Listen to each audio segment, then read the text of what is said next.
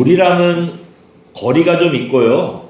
뭐 등산 좋아하는 사람들이 아니면 별로 관심도 없는 나라가 있었어요.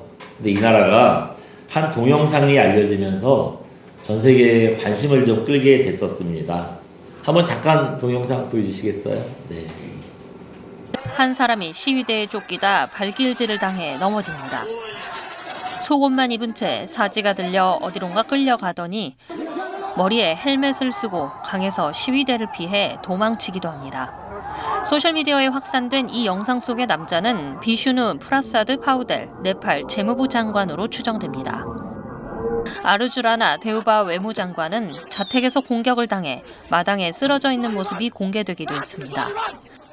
카트만두 도심 상공에 헬기를 띄우고 호텔 옥상에서 장관과 가족들이 밧줄에 매달려 탈출하는 모습도 포착됐습니다.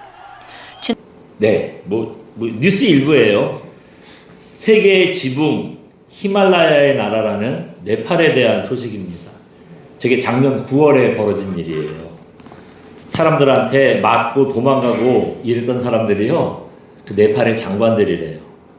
저렇게 맞고 끝난 정도가 아니에요. 성난 시위대에 의해서 아마 총리의 아내가 엄청 잘못을 했나 봐요. 그 총리의 아내를 시위대들이 그냥 산채로 태워가지고 사망하는 일이 있었어요. 뭐 국회의사당, 대통령궁, 대법원, 뭐 그 외 국가기관들, 정치인들의 집 불에 탔대요. 또 교도소마다 죄수들이 탈옥을 하고 아주 뭐 네팔이 난리가 났었습니다. 왜 이런 일이 벌어졌을까요? 네. 그 정부에서 가짜 뉴스를 퍼뜨린다고요. 뭐 유튜브, 인스타, 페이스북 이런 SNS를 다 차단했대요. 그런데 이게 여러분 생각해 보세요. 유튜브 좀 못 보게 했다고 저 난리를 쳤겠어요? 이미 그 전에 그럴 만한 일이 있었겠죠. 네팔이 아주 가난한 나라잖아요. 국민들은 실업자가 넘쳐나는데 저렇게 정치인의 자녀들은요, 호화 생활하면서 자기들이 얼마나 돈을 즐기고 막 그렇게 하는지 그 인스타 같은 데 막 사진 찍어 올리는 거예요. 그래서 막 돈다발 보여주면서 내가 오늘 이거 다 쓴다 막 이러고요. 좋은 차 타고 다니는 거 막 보여주고 자랑하고 막 그러는 거예요. 그 성질이 안 나겠어요. 거기다가 이 네팔은 그 히말라야 관광이 거의 유일한 수입원이래요. 다른 거 먹고 살 길이 없다는 거예요. 전 국민이 히말라야 관광으로 먹고 사는데 이 관광을 어떻게 하냐? SNS에다가 예약도 하고 무슨 뭐 홍보도 하고, 그런데 SNS를 막아버렸잖아요. 갑자기 하루아침에 밥줄이 끊긴 거예요. 네. 안 그래도 먹고 살기 힘든데 저렇게 정치인의 자녀들이 호화 생활을 자랑하고 하니 그야말로 민심이 폭발을 한 거죠. 그 저렇게 장관들, 뭐 정치인들이 저게 맞는 거예요. 네. 장관들 저렇게 빨가벗기고 때리는 것만 봐도 국민들의 분노가 얼마나 컸는지 우리가 알만하죠. 여러분, 사실 저렇게 국민들이 분노하기까지 그 임계치에 다다를 때까지 네팔의 분위기가 어땠을까요? 뭘 해보려고 해도 뭐가 있어야 하죠. 배운 것도 없고 기술도 없고 공장도 없고 돈도 없고 너무 가난해서 뭘 해보려고 해도 뭐 해볼 게 없는 거예요. 할 수 있는 일이 없는 겁니다. 이게 하루 이틀 쌓인 문제가 아니래요. 벌써 네팔이 수십 년째 저 상황에서 벗어나지 못하는 거예요. 그야말로 예수님이라도 오시면 몰라도 단기간에는 저 상황이 해결될 기미가 없지요. 이렇게 되니 나라 전체가요, 무기력에 빠지는 거예요. 뭐 젊은이고 어르신들이고 뭘 해보고 싶은 마음이 없어지는 거예요. 그런데 여러분, 이런 무기력함을 오늘 성경에서도 볼 수가 있습니다. 지금 유다가 딱 그런 상황이에요. 오늘 본문 1절 보시면 바사왕 고레스가 왕이 된 지 몇 년째라고 하죠? 네, 제 3년에 그랬어요. 바사왕 고레스가 왕이 된 지 3년째 일이라고 했어요. 바사는 여러분 옛날에 학교에서 배운 페르시아를 말하는 거고요. 이 고레스가 왕이 된 첫 해, 그러니까 오늘 본문이 기록되기 3년 전에 이제 이런 일이 있었습니다. 그 70년 전에 유다가 망하면서 이스라엘 사람들이 지금 포로로 잡혀 있잖아요. 70년째 포로로 잡혀 있는 거예요. 고레스가요, 왕이 됐을 때 이 사람들 이제 그만하면 됐다, 고향으로 돌아가라, 다 고향으로 보내줍니다. 고향으로 보내줬어요. 하나님께서 유다가 망하기 전에 미리 말씀해 주셨거든요. 포로로 잡혀갈 텐데 70년만 참아라. 그러면 너네 고향으로 돌아올 수 있다. 그 말씀하신 말이 진짜로 그 일이 현실이 된 거예요. 여러분, 사람들이 얼마나 기뻤겠어요. 무엇보다도 이때만 해도 뭐가 되는 것 같았겠죠. 하나님께서 우리를 버리지 않으셨구나. 이제 우리 유다가 다시 회복될 수 있구나. 하나님의 약속은 진짜로 이루어지는구나. 그거를 확인했을 때 여러분 그 기쁨과 감격과 자신감 대단했을 거예요. 예. 그렇게 고향으로 돌아간 지 이제 3년째쯤 됐을 때입니다. 4년째쯤 됐을 때가 오늘 본문의 시작이에요. 그때 포로로 몇 명이나 잡혀갔냐 하면 기록에 의하면 정확하지는 않은데 대략 여러 가지 자료들을 볼 때 한 100만 명쯤 잡혀갔을 거라고 생각을 해요. 100만 명쯤 잡혀갔는데 고레스가 왕이 됐을 때 이제 니네 고향으로 돌아가 풀어줬잖아요. 그럼 100만 명 갔는데 몇만 명이 돌아왔냐? 100만 명이 다 고향으로 돌아오진 않고요. 대략 한 5만 명 정도. 100만 명 갔는데 5만 명밖에 안 돼요. 그것도 한 번에 안 왔어요. 1차, 2차, 3차에 나눠서 이 사람들이 고향으로 돌아옵니다. 여러분, 100만 명 갔는데 5만 명 왔으면 진짜 조금 온 거잖아요. 나머지 95만 명은 어떻게 됐을까요? 왜 안 왔을까요? 이 포로로 잡혀간 지 70년 됐다 그랬잖아요. 그 사이에 죽은 사람들이 꽤 많았대요. 이 나이가 들어서 이제 죽은 사람들이 꽤 많고, 또 70년 동안 살다 보니 나름대로는 포로로 잡혔지만 거기서 이 70년 되는 동안 조금 포로 생활이라는 게 옛날에 노예같이 그렇게 되지는 않고 어느 정도 이제 자유가 좀 허락되고 자리가 좀 잡히게 됐다는 거예요. 근데 고향으로 돌아오면 그 재산이라든가 여태까지 잡아놓은 자리라든가 다 놓고 와야 되는 거예요. 여러분, 집을 메고 갈 수는 없잖아요. 그러니까 다 놓고 가는 거예요. 그러니 그거 선뜻 나설 수 있겠어요? 사람들이. 그래서 안 돌아오는 겁니다. 그러면 여러분, 그 고향으로 돌아간 5만 명은 어땠을까요? 하나님의 약속이 이루어졌다고 기쁜 마음으로 돌아갔는데 막상 고향에 가보니 현실은 어땠겠어요? 70년 동안 버려진 땅이잖아요. 그러니까 다 폐허가 되고 옛날에 우리 집 흔적도 없이 없어지고 그냥 잡초가 무성하고 동네가 엉망이 된 겁니다. 무엇보다도 여러분, 농사라는 게 오늘 지으면 내일 먹을 수 있는 게 아니잖아요. 사냥을 오늘 잡으면 오늘 당장 먹을 수 있는데 농사는 오늘 지으면 언제 먹을 수 있죠? 내년에 먹어요. 수확할 때까지는 못 먹어. 먹을 수 없는 겁니다. 와보니 집도 없고 먹을 것도 없고 또 유대인들이 잡혀간 사이에 그 땅이 그냥 버려져 있었겠어요? 누군가 들어와 사는 거예요. 그러니까 유대인들이 아닌 사람들이 들어와서 사는 겁니다. 그 땅에 이방인들이 들어와 살고 있었는데 이 사람들이요, 그 집골로 왔다고 그 고향에 돌아온 유대인들을 조롱하고 무슨 일만 해도 방해하는 거예요. 특히 이 유대인들은 하나님을 섬기는 사람들이잖아요. 와서 제일 먼저 한 일이 뭐냐 하면 하나님의 성전을 다시 회복해야겠다. 성전을 다시 짓자고 해서 열심히 짓는데 이거 방해하고 무슨 조롱하고 니네가 그거 할 수 있겠냐 이런 식으로 맥 빠지게 만드는 겁니다. 그렇다 보니까 고향에 돌아온 유대인들이요, 아까 그 네팔 사람들 얘기한 것처럼 무력감에 빠진 거예요. 왔긴 왔는데 안 되는구나. 집도 없고 돈도 없고 먹을 것도 없고 아무것도 없고 뭐가 있어요. 안 되는구나. 이렇게 저렇게 노력을 하다가 지쳐버렸어요. 사람들이 지쳐버린 겁니다. 근데 이 소식을 누가 들었냐 하면 다니엘이 들었어요. 오늘 본문을 기록한 다니엘 선지자가 이걸 들었습니다. 지금 다니엘은 그 고향으로 돌아오지 않고요, 그 페르시아에 남아있어요. 여러분, 이상하죠? 그게 믿음 좋은 다니엘이 고향으로 돌아가라는 하나님의 약속이 이루어졌는데 왜 안 쫓아갔을까요? 그 총리라고 남아서 누리는 권세가 좋아서 안 갔을까요? 그 학자들이 상황을 생각해 볼 때 아마도 다니엘이 나이가 많아서 못 쫓아갔을 거다, 그런 얘기를 합니다. 여러분, 다니엘에서 처음에 나오는 다니엘의 얘기 보면 그때 다니엘이 몇 살이었냐면 10대였대요. 다니엘이 10대였대. 그러니까 이것만 보고 사람들이 생각하기를 다니엘 끝까지 볼 때 다니엘은 애구나, 청년쯤 됐겠구나 생각하는데 여러분, 그렇지 않습니다. 다니엘서는요, 다니엘의 평생의 기록이에요. 그러니까 오늘 본문은 10장이죠. 뒤에 보시면 다니엘서가 몇 장까지 있냐면 12장까지 있어요. 그러니까 지금 다니엘의 그 10장을 기록하고 있을 때에는 다니엘이 한 80대쯤 됐을 때래요. 80대쯤 됐을 때랍니다. 여러분, 80 먹은 할아버지가 이 페르시아라는 데가 오늘날 어디냐 하면 이란이라는 나라 있잖아요. 그 이란의 조상들이에요. 그러니까 이란에서 그 이스라엘까지 1000km 이상 된대요. 옛날에 여행이라는 게 걷는 거 말고 없잖아요. 그러니까 80 먹은 할아버지가 그 뭐 수백 킬로, 1000km 이상 되는 데를 걸어서 가야 돼. 갈 수가 있겠어요. 네? 마음은 굴뚝 같았겠지만 못 가는 거예요. 그래서 그냥 남아 있었던 겁니다. 근데 그 돌아간 사람들이 지금 3년이나 됐는데 고생하고 있대요. 또 지금 너무 지쳐서 아무것도 못하고 있다는 소식을 들은 겁니다.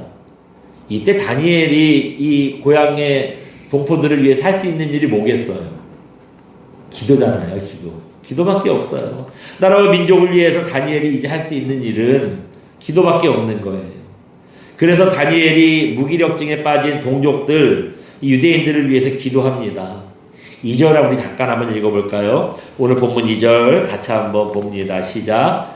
그때 나 다니엘이 새 이래 동안을 슬퍼하며, 예, 이렇게만 보죠.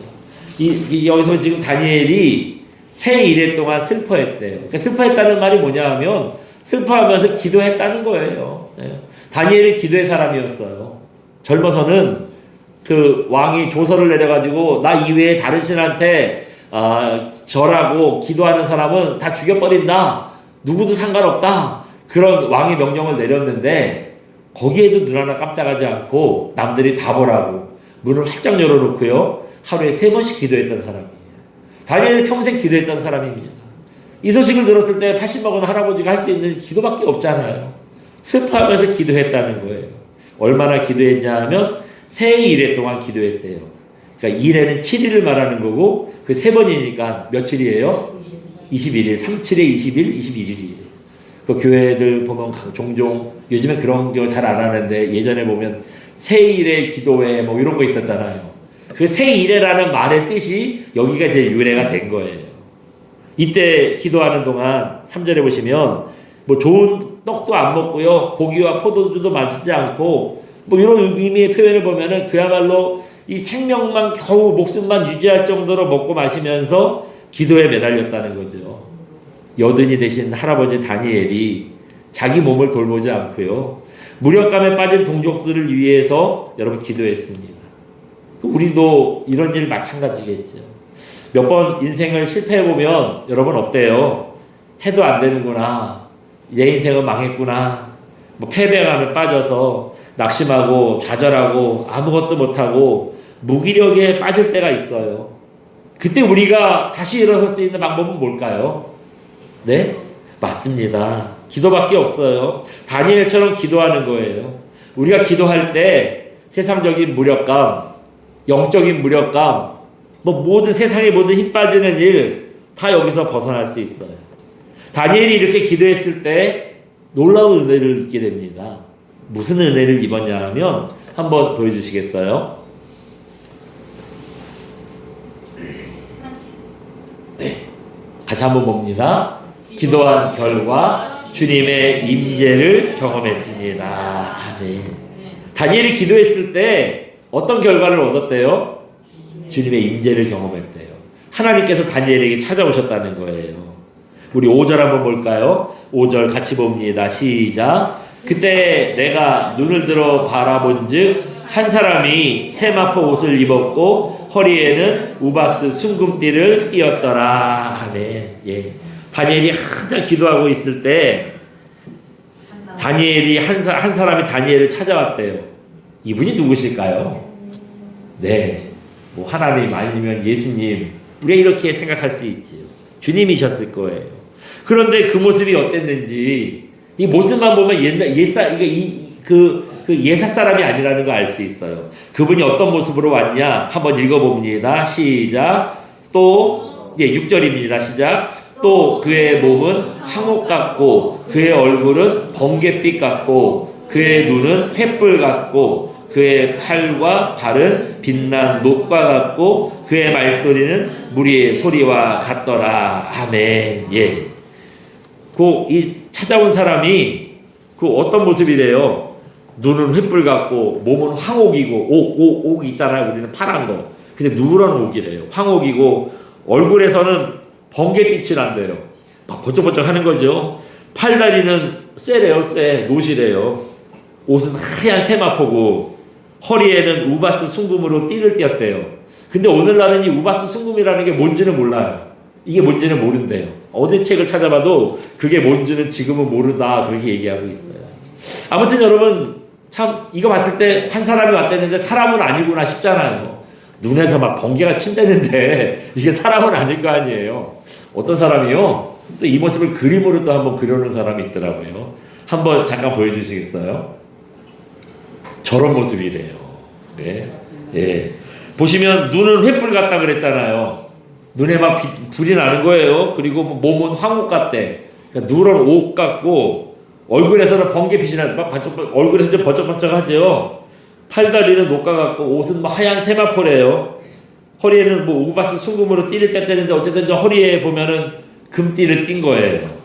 네. 근데 뒤에 8절과 9절 보시면 다니엘이요 주님의 임재를 경험하고 너무 그 영광이 감당이 안 되니까 그냥 그 자리에서 쓰러졌다 그랬거든요. 지금 보면 한 사람 누워 있죠. 그래서 지금 쓰러져 있는 거예요. 네. 여러분 어때요? 눈이 횃불 같고 저렇게 막 온몸은 쇠덩이고 번쩍번쩍하고 저런 사람이 찾아오면은 주님이라는데 솔직히 좀 이상하지 않아요? 우리가 생각하는 주님은 저런 모습은 아니시잖아요. 온유하고 아름답고 보기만 해도 막 은혜가 철철 넘치고 그런 분일 텐데 만약 저 모습으로 주님이 오셨다면 은혜롭다기보다는 무섭지 않겠어요? 공포스럽지 않겠어요? 그래서 이거는 주님의 모습을 표현한 게 아니라 주님의 속성을 표현한 거다. 뭐 그런 얘기를 합니다. 눈이 횃불인 거는 뭐예요?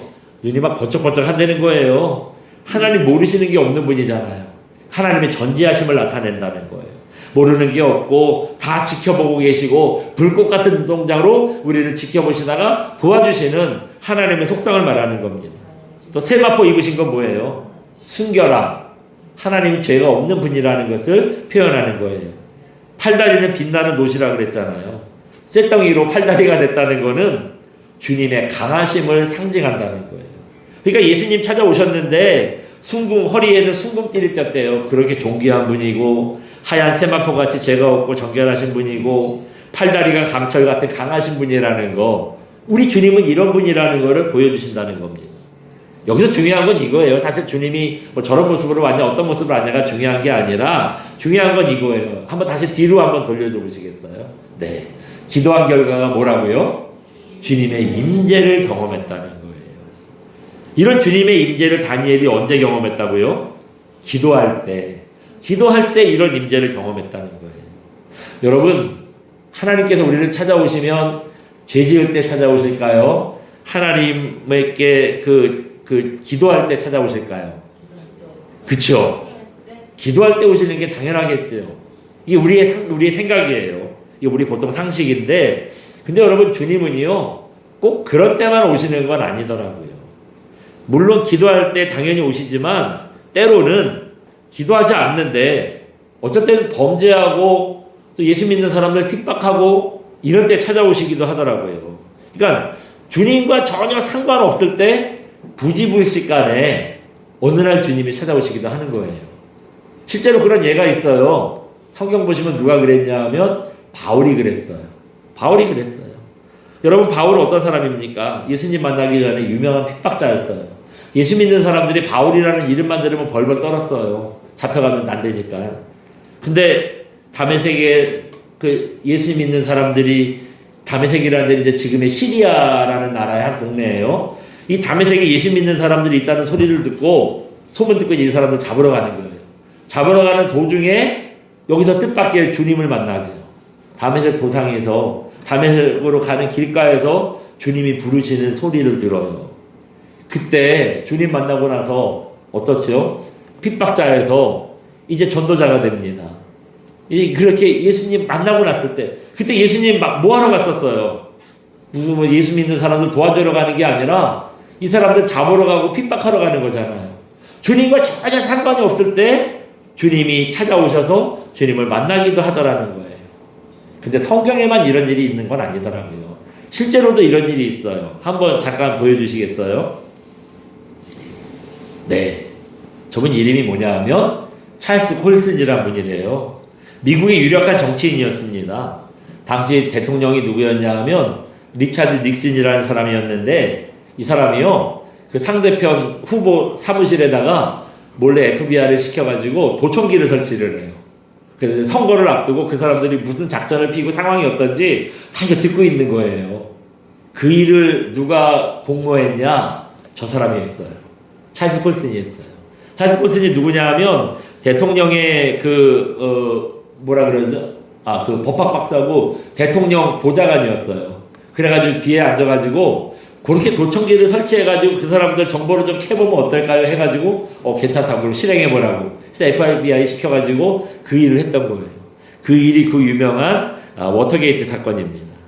이게 들통이 나요. 얼마나 어설프게 했는지 들통이 나서 그거 밝혀져가지고 그 닉슨 대통령이 대통령에서 이제 내려와요. 하야를 해요.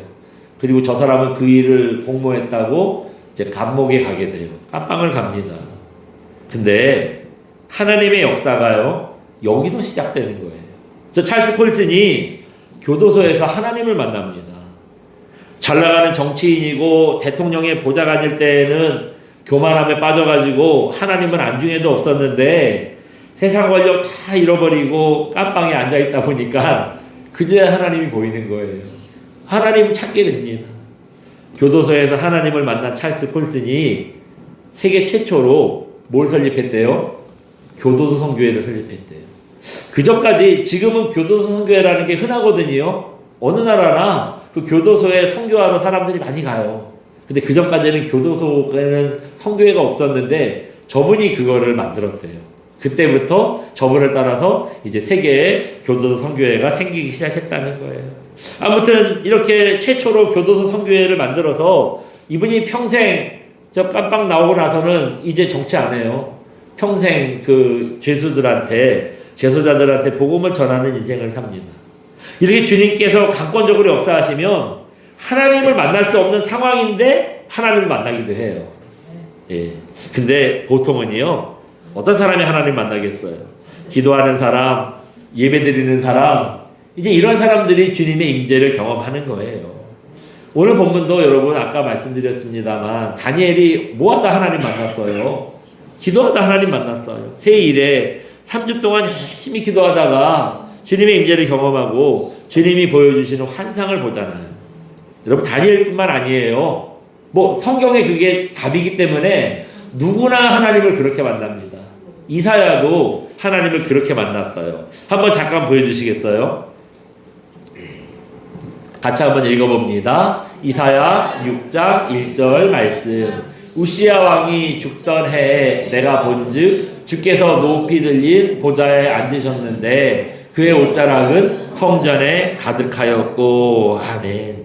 이사야가 하나님의 임재를 경험하는 장면이에요. 하나님의 옷자락이 가득하고, 우리는 1절 읽어봤는데 3절과 4절에 또 그 상황을 얘기하거든요. 그 안에 연기가 가득하고 하나님의 영광이 충만했대요. 근데 거기가 어디냐? 그런 그 신령한 일을 경험한 데가 어디래요? 성전에 가득했다 그러잖아요. 성전에서 그 일을 했다는 거예요. 성전에 있다가 그 하나님의 옷자락이 성전에 가득하고 하나님의 연기가 그 성전에 가득하고 하나님의 영광이 성전에 충만한 거를 본 거예요. 예? 이때 이사야가 성전에서 뭐 했겠어요? 예? 정확히 나와 있지는 않지만 아마 기도하고 제사 드리고 있었을 거예요. 성전에 아무나 막 들어갈 수 없잖아요. 지금 우리 교회는 아무나 와요. 뭐 우리 교회들만 오는 게 아니라 뭐 어떤 사람들은 뭐 도와달라고도 오고 심지어 뭐 도둑놈도 왔다 가고 그래요. 예? 그래서 교회 마이크, 교회 키보드 이런 건 우리 게 아니에요. 남의 거예요. 옛날에 이런 거 얼마나 많이 잊어버렸는지 몰라.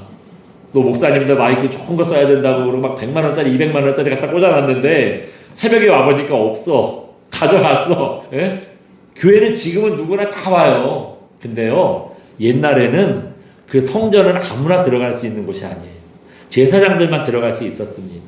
그런 걸 보니 성경에 이사야가 선지자가 되기 이전에 제사장이었다라는 기록은 없지만 아마 왕도 못 들어가는 데예요, 거기는.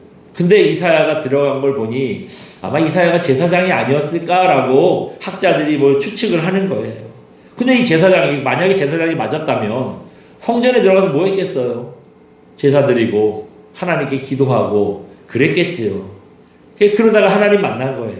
그러니까 구약의 제사는 하나님께 드린다는 의미에서 신약의 예배와 같은 거라고 할 수 있습니다. 그러니까 이사야가 예배 드리다가 주님의 임재를 경험한 거예요. 인생이 항상 힘있게 성실하게 뭐 자신감 있게 살면 좋은데 여러분 우리가 다 살아봐서 알잖아요. 어디 인생이 내 맘대로 되던가요? 늘 성공만 하고 늘 그렇게 힘 있는 인생이 되던가요? 살다 보면 실패하고 낙심하고 이게 자꾸 반복되다 보면 코가 석자나 빠져가지고 무기력에 빠질 수 있어요. 그때 여러분 낙심하고 주저앉으시면 안 됩니다. 기도하고 예배하는 거예요. 그래야 주님의 임재를 경험할 수 있고 무기력에서 우리가 일어설 수 있는 겁니다. 그래서 하고 싶은 말씀은 뭐냐 하면 금요기도에 좀 나오세요. 예? 금요기도에 좀 오셔서 여러분 좀 같이 예배드리고 찬양하고 기도하는데 힘써주시기 바랍니다. 그러다 우리가 주님 만나야 되잖아요. 그러다 주님의 임재를 한 번쯤 경험해 보셔야 되지 않겠습니까? 여러분 그러니 이제 기도에 예배에 더 힘쓰셔서 여러분 주님의 임재를 경험할 수 있는 저 여러분 되시기를 부탁드립니다. 그래서 주님 만난 은혜로 주님이 주시는 힘으로 우리가 어떤 어려움에서라도 다시 일어서는 종들 되시기를 주님의 이름으로 축원드립니다. 우리 시간 함께 찬양하고 기도합니다. 따스한 성령님 함께 찬양하고 기도하겠습니다.